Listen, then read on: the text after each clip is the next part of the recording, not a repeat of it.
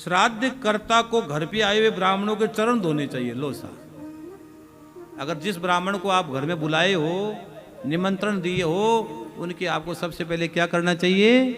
चरण धोना चाहिए, चरण धोना चाहिए, पग धोने चाहिए। फिर अपने हाथ धोकर उन्हें आचमन करना चाहिए, फिर अपने हाथ धोकर उन्हें आचमन करना चाहिए, जल को लेना चाहिए। तत्पश्चात उन्हें आसनों पर बिठाकर भोजन कराना चाहिए। अब क्या है, ब्राह्मण जो भोजन कराओ तो नीचे कभी ब्राह्मण को मत बिठाना, आसन पर बिठाना। आसन पर भोजन कराओ तो सामने चौकी रखना, पाटा रखना, पाटे रख देना और ब्राह्मणों को भोजन करवाना, धरती पर मत बिठाना। और एक बात और बताऊं, बहुत गहरी बात हो, कई लोग जो घर के में बीच की बात तो मुझे नहीं कहनी है लेकिन कह देता हूं। अब कई लोग आसन पड़ा है या कोई चीज पड़ी है तो कई लोग क्या पैरों से खिसकाते हैं, उसको पैरों से पकड़ के खिसका लेते हैं। कभी भी आसन को पैरों से मत खिसकाना। अब कोई आसन पड़ा था, धीरे से आगे करने के लिए थोड़ा सा क्या करते हैं, नीचे कौन झुकेगा तो हल्का सा पैर का इशारा करके उसको इधर उधर कर देते। नहीं, कभी भी पैरों से उस आसन को नहीं खिसकाना चाहिए। तुम जीवन का बहुत बड़ा उस देवता का अपराध कर रहे हो, उस गुरु मंत्र का अपराध कर रहे हो। लोग खिसका देते धीरे से आसन को, कभी नहीं खिसकाना चाहिए। अब सुनो, आगे सुन लो भाई। पितरों के निमित्त आयुग में, अर्थात एक पितरों के लिए जो भोजन करवाना हो आपको, तो 1, 3, 5 या 7 अयुग्म की संख्या आएगी ये की संख्या में, तथा देवताओं के लिए युग में अर्थात 2, 4, 6 की संख्या में ब्राह्मणों को भोजन कराने की व्यवस्था करनी चाहिए। अगर आपको ब्राह्मण भोजन करवाना हो पितरों के लिए तो 1, 3, 5 और 7 ऐसी संख्या में ब्राह्मण भोजन करवाएं। और देवताओं के लिए करवा रहे हो तो करवाना चाहिए, लिखा गया 2, 4, 6, 8 ऐसे ब्राह्मण भोजन होना चाहिए। पितरों के लिए 1, 3, 5, 7 और देवताओं के लिए 2, 4, 6 ऐसे होना चाहिए। और देवताओं एवं पितरों दोनों के निमित्त एक एक ब्राह्मण को भोजन कराने का विधान भी है। अगर आप देवता और ब्राह्मण के निमित्त भोजन तो दोनों को एक साथ भोजन करवाना चाहते हो तो एक एक ब्राह्मण को भोजन कराने का विधान है, एक देवताओं के लिए और एक पितरों के लिए। क्यों भैया, मैं बात कैसे सही बता रहा हूं गलत बता रहा हूं? समझ में आ रही कि नहीं आ रही है? तो ऊपर से जा रही है? ऊपर से तो नहीं जा रही है ना? ऊपर से नहीं जा रही है महाराज जी, आपकी बात ऊपर से नहीं जाती है।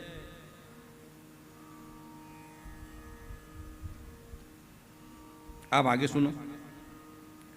वायु पुराण में बृहस्पति अपने पुत्र संयु से कहते हैं, बृहस्पति के पुत्र संयु, वायु पुराण में बृहस्पति अपने पुत्र संयु से कहते हैं कि जितेंद्रिय एवं पवित्र होकर पितरों को, जितेंद्रिय जैसे इंद्रियों को जीत लिया, जितेंद्रिय एवं पवित्र होकर पितरों को गंध, पुष्प, धूप, घृत, आहुति, फल, मूल आदि अर्पित करके नमस्कार करना चाहिए। ये पितरों के लिए बताया है,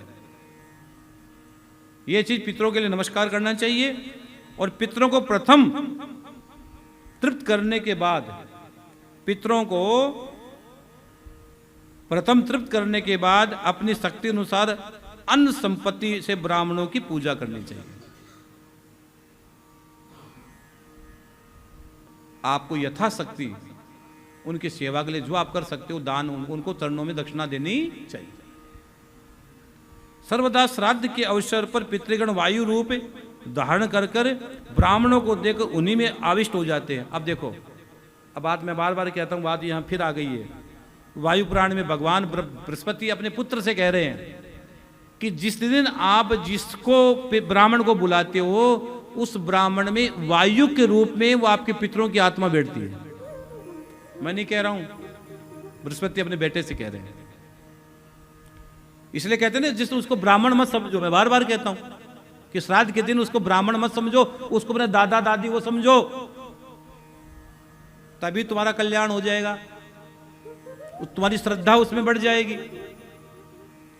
तो उसमें वो ब्राह्मण देवता उसके अंदर क्या करते हैं, पितृगण वायु रूप धारण करके ब्राह्मणों के अंदर उन्हीं में आविष्ट हो जाते हैं। इसलिए मैं तत्पश्चात उसको भोजन कराने की बात कर रहा हूं। अन्न, वस्त्र, विशेष, दान, भक्ष्य, पेय, गो, गाय, अश्व, घोड़ा एवं ग्रामादि का दान देकर उत्तम ब्राह्मणों की पूजा करनी चाहिए। अब ब्राह्मणों की पूजा कैसे करनी चाहिए? श्राद्ध में वस्त्र देना चाहिए, कपड़े बढ़िया ब्रांडेड, यूनिक, फालतू कपड़े लाके दे दोगे, अच्छे कपड़ा एक ही देना, लेकिन बढ़िया देना, कपड़े बढ़िया चकाचक। कैसे कपड़े? बोलो चकाचक, बढ़िया कपड़े दो। अन्न दो, मतलब भंडारा कराओ, खीर का भोजन। ब्राह्मण को खीर बहुत अच्छी लगती है। हम तो गया में खीर का भंडारा, जलेबी का, खीर का, जलेबी का, पूरी का, सब्जी का, और लड्डू का, पंचधारी लड्डू का, जो जो आइटम पितरों के लिए बनते सब बनाते हैं। 16 दिन में नाना प्रकार के आइटम बनाते, खूब खिलाते हैं। और जब इतने ब्राह्मण देवता पाठ करते हैं, वो खाते बड़े खुश होते हैं। और आशीर्वाद किसको देते हैं? जो आप लोग पोथी बिठाते हो उनको देते हैं। आप लोग पोथी बिठाते हो ना, तो इतने ब्राह्मण आप लोग की पोथी तो करते हैं वो, और भोजन करके आशीर्वाद किसको देते हैं? अरे वाह यजमान तेरा भला हो, इनके पितरों की तृप्ति हो जाए कि ब्राह्मण देवता जैसे भोजन करने के बाद संतुष्ट होकर आशीर्वाद देता है तो आनंद हो जाता है। इसलिए हम कहते हैं आपकी जो पोथी बिठाते उनको मिलता है, जो भंडारा करवा रहे उनको मिलता है। मैं स्वयं भोजन करवाता हूँ वहां, तो गया जी में ब्राह्मण भोजन लगभग मैं वहां समय पर खड़ा रह के करवाता हूँ।